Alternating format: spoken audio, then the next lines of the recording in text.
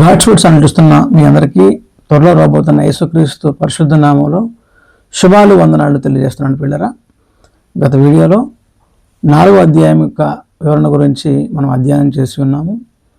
యోహాను భక్తుడు ఎలా ఆ పరలోకానికి కొనుపోబడి ఆ యొక్క దేవుని సింహాసనం, ఆ ధవల సింహాసనం గురించి, ఆ ధవల సింహాసనం చుట్టూ ఉండే పరిస్థితుల గురించి, ఎలా దేవుడు సింహాసనం మీద ఆసీనుడై ఉన్నాడు, అలాగే ఆ ముందు 4 జీవులు, సింహాసనం చుట్టూ మేఘధనుసు, 24 పెద్దలు, వారి చేతిలో ఉండే సువర్ణ పాత్రలు, ఆ పరలోక సింహాసనము దాని మహిమను గురించి ఎన్నో విషయాలు మనము 4వ అధ్యయనం చేస్తున్నప్పుడు తెలుసుకున్నాం. పిల్లరా, నా యొక్క ముఖ్య మనవి ఏమిటంటే, ఈ గాడ్స్ వర్డ్ ఛానల్ని మీరు ఆ యొక్క ప్రకటన గ్రంథం యొక్క పరిచయం నుంచి ఎన్నో వీడియోలు చేస్తున్నాను.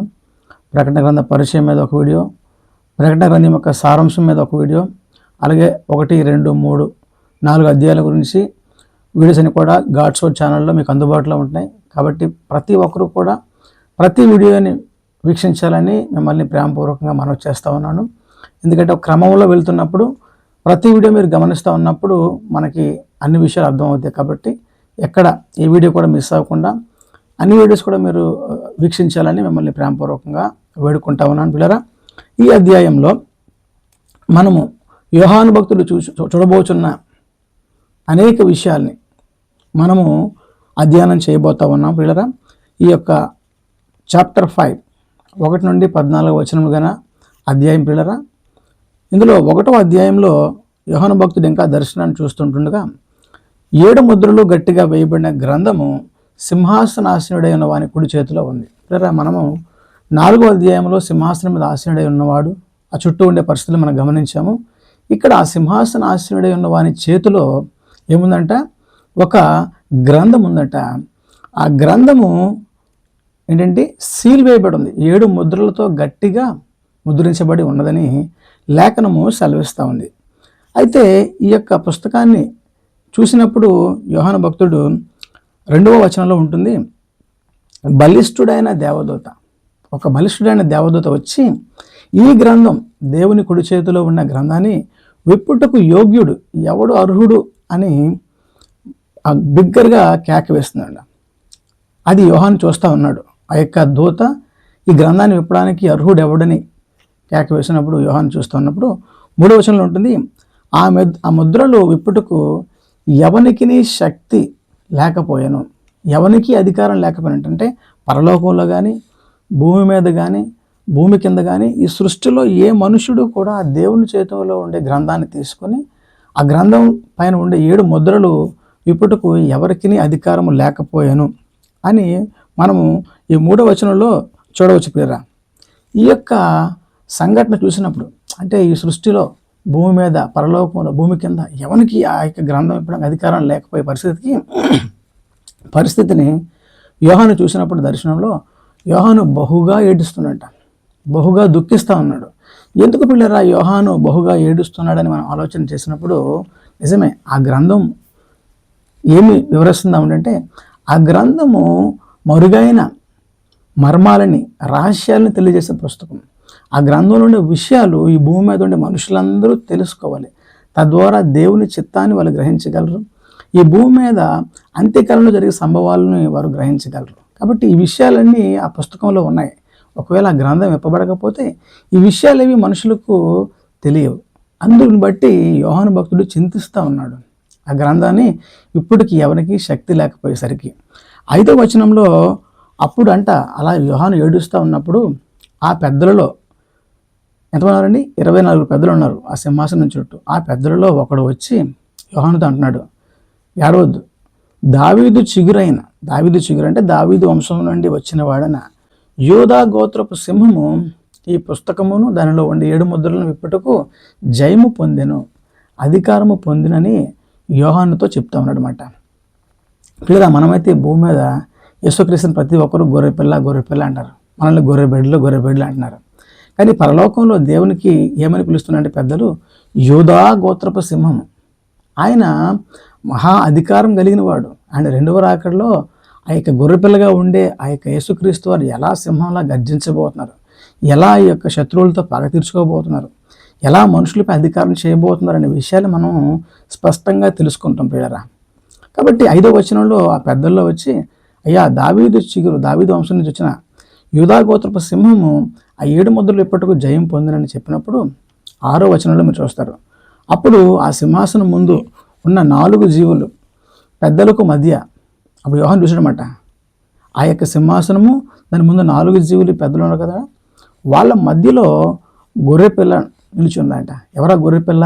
ప్రభు అయిన యేసుక్రీస్తు వారు అక్కడ నిలిచుండుట యోహాను దర్శనంలో స్పష్టంగా చూసినట్టు పిల్లరా. కాబట్టి ఆ గొర్రెపిల్ల ఎలా ఉందంట? ఆ గొర్రెపిల్లకు 7 కొమ్ములు, 7 కనులు ఉన్నాయంట. పిల్లరా, మనం 7 కనుల గురించి 4వ అధ్యాయంలో అధ్యయనం చేశాం. ఆ 7 కన్నులు ఏంటి? దేవుని యొక్క సింహాసనం ముందు 7 ద్వీపములు. ఆ ద్వీపములు 7 ఆత్మలు. ఆ 7 ఆత్మలే 7 కనులు పిల్లరా.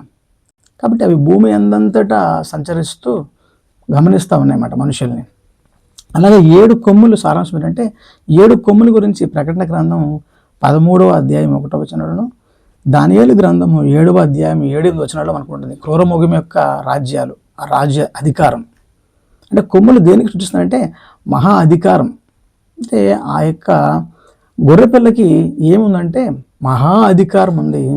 ఆయనకి 7 కన్నులు, అంటే ఈ భూమి అందంతటా సంచరించే, అంటే భూమి అందులో ఉన్న మనుషులందరినీ గమనించగలిగిన శక్తి కలిగిన వాడని ఈ యొక్క వచనం మనకు తెలియజేస్తుంది పిల్లరా. అలాగే 7వ వచనంలో చూసినట్లయితే, ఆయన అనగా గొర్రెపిల్ల వచ్చి ఆ గ్రంథాన్ని తీసుకున్నప్పుడు అప్పుడు 4 జీవులు, అంటే ఎప్పుడైతే ఆ గొర్రెపిల్ల ఆ యొక్క దేవుని కుడి చేతిలో ఉండే ఆ గ్రంథాన్ని తీసుకున్నప్పుడు ఆ 4 జీవులు ఆ పెద్దలను వచ్చి ఆ గొర్రెపిల్ల ఎదుట సాగిలపడ్డారంట. ఈ పెద్దల గురించి వివరణ 4వ అధ్యాయంలో అధ్యయనం చేసి ఉన్నాం. ఎవరు ఈ పెద్దలు అనేవాళ్ళు? తెల్లని వస్త్రాలు వేసుకునేవారు, వీణలను పట్టుకునేవారు, సువర్ణ పాత్రలను, పరిశుద్ధుల ప్రార్థనలు పట్టుకునేవారు ఈ పెద్దలు.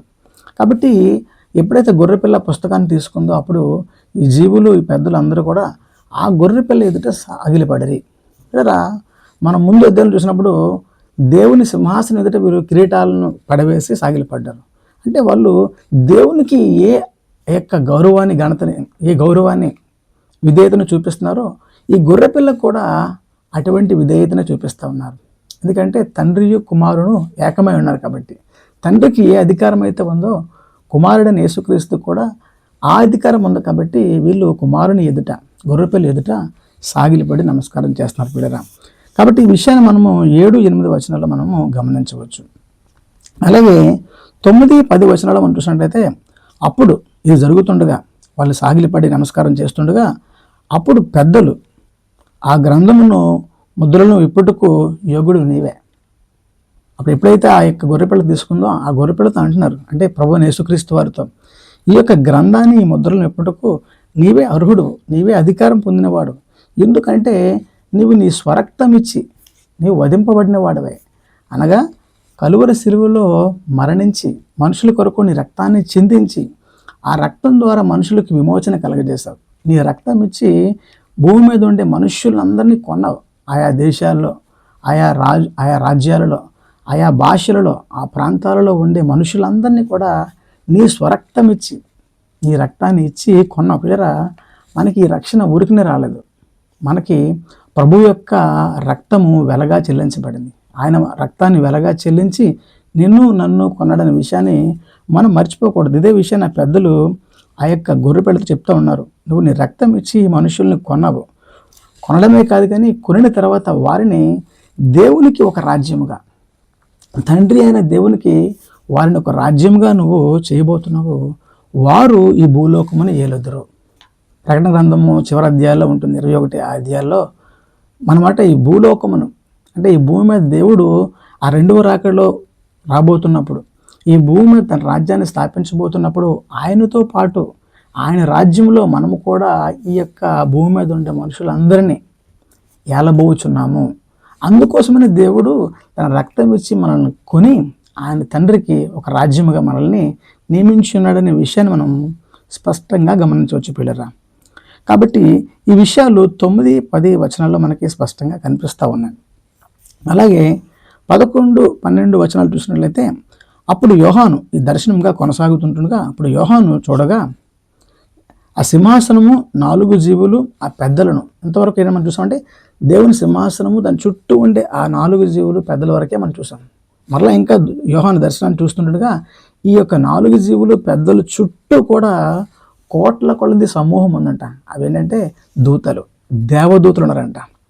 వాళ్ళు గొప్ప స్వరంతో ఆ గొర్రెపిల్లని స్తుతిస్తున్నారట. గొర్రెపిల్ల అంటే యేసుక్రీస్తు వారి యొక్క మహిమను, ఘనతను, ప్రభావము ఎల్లప్పుడూ ఉండును గాకని గొప్ప స్వరంతో కేకలు వేస్తున్నారట. ఎక్కడున్నారంటే ఈ దేవదూతలు ఈ సింహాసనం చుట్టూ ఉండే ఈ యొక్క పెద్దల చుట్టూను ఆవరించి ఉన్నారంట. వీరు కేకలు అంటే గొప్ప స్వరంతో దేవుడిని మహింపరుస్తూ ఉన్నారు, ఘనపరుస్తూ ఉన్నారు పిల్లరా. ఈ కోట్ల కొలది దేవదూతలు ఎవరంటే దేవుని సేవకులు, దేవుని పరిచారకులు, ఇంకా చెప్పాలంటే మన సెక్యూరిటీ గార్డ్స్, మనకి కాపలాగా రక్షణగా ఉండుటకు దేవుడు నేర్పరచాడు పిల్లరా.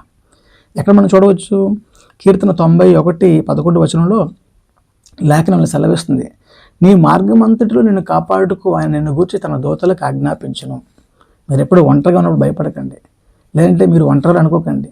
మీ ఒంటరితనంలో దేవుడు తన దూతల్ని మనకు కావలిగా ఉంచుతాడు.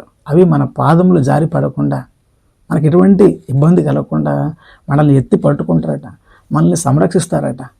మనకి ఎన్ని ప్రమాదాలు కలుగుతున్నాయో తెలియదు, మన కంటికి కనబడకుండా మనకి ఎన్ని ఆపదలు కలుగుతున్నాయో మనకు తెలియదు, కానీ దేవుడు తన దూతని పంపించి తన దూతలను మన చుట్టూ ఉండి మనకుండే ప్రమాదాలని కాపాడుతున్నాడు. ఆ దూతలు ఈ సింహాసనం చుట్టూ కోట్ల కొలదిగా ఉన్నాయని ఈ యొక్క లేఖనాలు 11, 12 వచనాల్లో మనం చూడవచ్చు పిల్లరా. అలాగే చివరి వచనాలైన 13, 14 వచనాల్లో ఈ యొక్క దర్శనం కొనసాగుతుండగా ఆ తర్వాత పరలోకము, భూమి, దాని కింద ఉన్నవారు, సముద్రము, దానిలో ప్రతి సృష్టి, ప్రతి సృష్టము, ప్రతి జీవి, అంటే ఈ సృష్టిలో ఉండే ప్రతి జీవి, అంటే ఈ దేవదూతలు ఒక పక్క వర్షిప్ చేస్తుండగా ఇంకో పక్క 24 పెద్దలు, 4 జీవులు దేవుడిని స్తుతిస్తుంటుండగా ఈ యొక్క భూమి పైన ఉన్నవారు, భూమి క్రింద ఉన్నవారు, పరలోకము, అంటే ఈ యొక్క సృష్టిలో ఉన్న ప్రతి ఒక్కరు కూడా, ప్రతి జీవి ప్రతి మనిషే కదా, ప్రతి జీవి కూడా ఈ గొర్రె పిల్లను, ఈ దేవుడిని స్తుతిస్తూ గణపరుస్తూ ఉన్నాయి పిల్లరా. ఇలా జరుగుతూ ఉంటుండగా ఆ 4 జీవులు ఆమెన్ అన్నాయంట. ఈ సృష్టిలో ఉన్న ప్రతి జీవి ఆ యొక్క గొర్రె పిల్లను స్తుతిస్తూ ఉన్నప్పుడు అతని మహిమను, ప్రభావమును బట్టి ఈ 4 జీవులు ఆమెన్ అనగా పెద్దలంట ఆ యొక్క గొర్రెపిల్ల ఎదుట నమస్కారం చేస్తారు. ఎలాగైతే దేవుని యొక్క సింహాసనాసనుడైన వాని ఎదుట నమస్కారం చేశారో ఈ గొర్రెపిల్ల ఎదుట కూడా నమస్కారం చేసిన పిల్లరా. కాబట్టి ఈ అన్ని సంఘటనలు కూడా యోహాను భక్తుడు 5వ అధ్యాయంలో ఉన్న దర్శనంలో చూసి మనకి విపులీకరంగా రాసి అందించారు పిల్లరా. కాబట్టి దేవుని యొక్క ఆ యొక్క కృప ఎంత గొప్పది. గొర్రెపిల్ల అనుకుంటున్న ఈ యొక్క యేసుక్రీస్తు యూదా గోత్రపు సింహమని, ఆయన సర్వం పైన అధికారం గలివాడని, ఆయనను మనం సేవిస్తున్నామని, ఆయన పరలోకంలో ఇంత అర్హత కలిగిన వాడని ఈ యొక్క దర్శనం మనకి స్పష్టంగా తెలియజేస్తుంది. కాబట్టి దేవుడిని ఎప్పుడు కూడా మనం మహింపరిచేవారిగా, గణపరిచేవారిగా ఉండాలి. ఎందుకంటే ఆయనకి స్తుతులకు పాత్రుడు, స్తోత్రార్హుడు, ఆరాధనీయుడు. పరలోకములో ఉండే సమూహాలు ఆయన నిత్యము పరిశుద్ధుడు అని స్తుతిస్తూ ఉన్నాయి. ప్రభు, మనము ఈ భూలోకంలో ఉన్నప్పుడు దేవునికి స్తుతి చెల్లించుట మంచిది, ఎల్లప్పుడూ ప్రభువుకి స్తుతి చెల్లించుట మంచిది. అటువంటి స్తుతి చెల్లించే వారిగా మనం ఎల్లప్పుడూ ఉండాలని దేవుని వాక్యం మనల్ని అందరినీ హెచ్చరిస్తుంది. దేవుడు ఈ మాటలు హృదయంలో దీవించి ఆశీర్వదించును గాక. ఆమెన్. దేవుడు మిమ్మల్ని కుటుంబంలో దీవించును గాక. ఆమెన్.